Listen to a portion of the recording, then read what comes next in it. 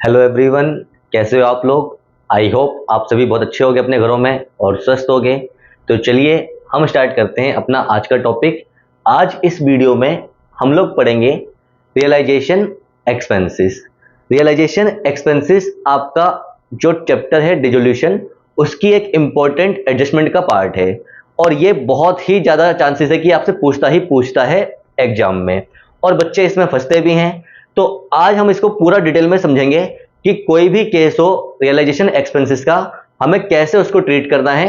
इस वीडियो में हम पूरा अच्छे से डिटेल में समझेंगे, तो वीडियो जरूर एंड तक देखिएगा और कोई भी डाउट हो तो कमेंट सेक्शन में पूछेगा। तो चलिए शुरू करते हैं। देखिए, रियलाइजेशन एक्सपेंसेस कौन से एक्सपेंसेस है हमारे। जब हमारी फर्म बंद होती है तो फर्म बंद करने को बोलते हैं डिसोल्यूशन ऑफ द फर्म।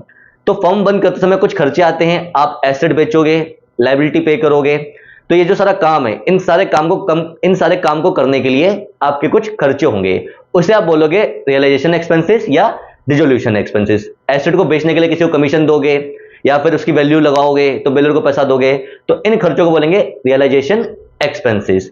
अब देखिए इसका क्या ट्रीटमेंट है।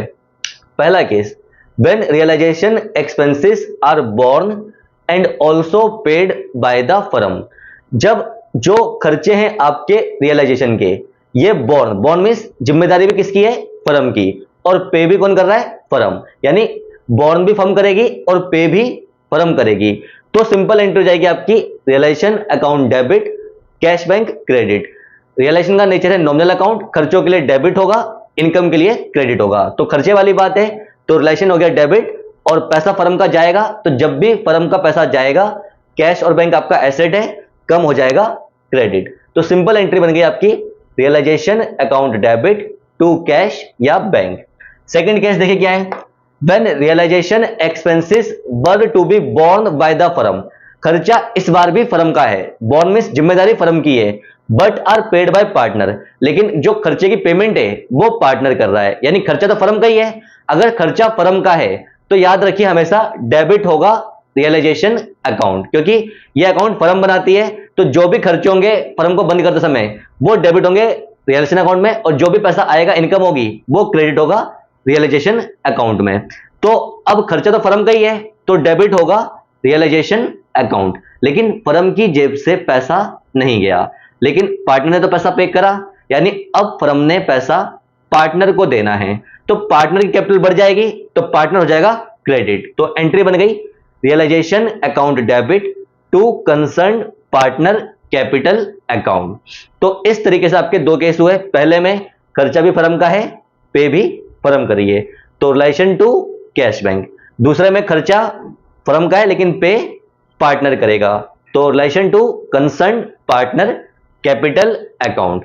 थर्ड केस देखिए क्या है, when realisation expenses are borne and paid by same partner. मान लीजिए पार्टनर का नाम है ए, खर्चा भी पार्टनर का है, मतलब बोर्न जिम्मेदारी भी पार्टनर की है और पे भी कर रहा है पार्टनर।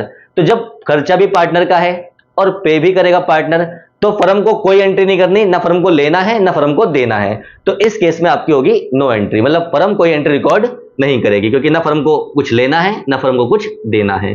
केस 4 देखिए, बहुत इंपॉर्टेंट है। When any of the partner agrees to carry out dissolution for an agreed remuneration including realization expenses। बोले कोई भी पार्टनर अगर आपका एग्री हो जाता है, राजी हो जाता है डिसोल्यूशन का काम करने के लिए, to carry out dissolution for an agreed remuneration, और उसको एक फिक्स एग्रीड अमाउंट की सैलरी या कमीशन मिलेगा, यानी वो हो गया उसका रेम्यूनरेशन, इंक्लूडिंग रियलाइजेशन एक्सपेंसेस। और उस रेम्यूनरेशन में जो सैलरी उसे मिलेगी या कमीशन मिलेगा, उसमें जो खर्चे हैं वो भी इंक्लूड होंगे। मान लीजिए ए राजी होता है काम करने के लिए और ए को हम दे रहे हैं 20,000 रुपए, तो 20,000 रुपए जो उसका रेम्यूनरेशन है, इसमें खर्चे भी शामिल हैं। ये हमारा पॉइंट है, इंक्लूडिंग रियलाइजेशन एक्सपेंसेस। अब वो खर्चे कितने होते हैं उससे मैटर नहीं करता, लेकिन खर्चे भी उसी में शामिल हैं। तो फर्म सिंपल एक एंट्री करेगी। फर्म के लिए खर्चा कौन सा है, जो फर्म रेम्यूनरेशन देगी, जो फर्म रेम्यूनरेशन देगी।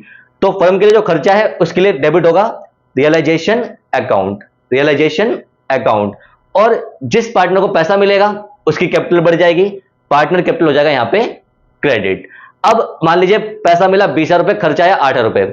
अब खर्चा 8 है, 18 है, 28 है, फर्म को मतलब नहीं है, फर्म का काम था केवल उसे रेम्यूनरेशन देना जिसमें खर्चे भी शामिल हैं। तो अगर फर्म केवल रेम्यूनरेशन दे रही है और उसमें खर्चे भी शामिल हैं तो फर्म को केवल एक एंट्री करनी है। तो आई होप आपको यह भी समझ में आ गया होगा। अब जो केस फिफ्थ है वो फोर्सफुल लिंक है। देखिए, पार्टनर ने फर्म को रेम्यूनरेशन दिया, आपने एंट्री कर दी। अब मान लीजिए खर्चा आया, समझ लीजिए 10,000 रुपए।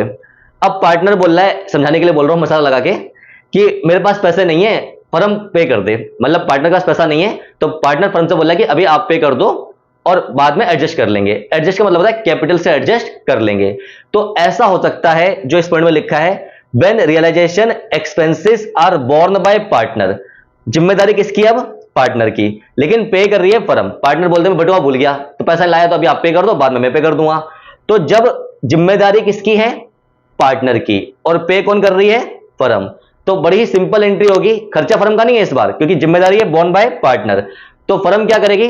पार्टनर की कैपिटल कर देगी डेबिट, क्योंकि पार्टनर से पैसा लेना है, पार्टनर से पैसा लेना है। तो कैपिटल होगी पार्टनर की कम, और फर्म का पैसा चला गया, फर्म की जेब से पैसा चला गया, तो कैश बैंक हो गया क्रेडिट। तो एंट्री क्या बन गई? Concern partner capital to cash bank.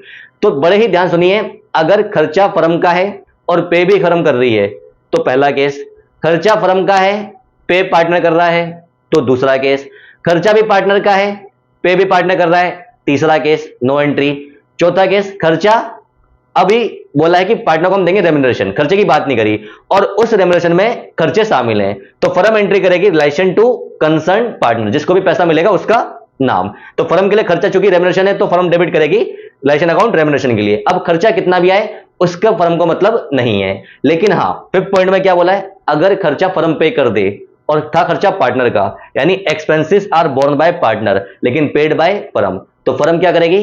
Partner capital कर देगी डेबिट और कैश बैंक कर देगी क्रेडिट। तो इस तरीके से आपके ये कुछ केसेस होते हैं। आई होप आपको समझ में आया होगा। अगर वीडियो अच्छी लगी हो तो please like, subscribe and share.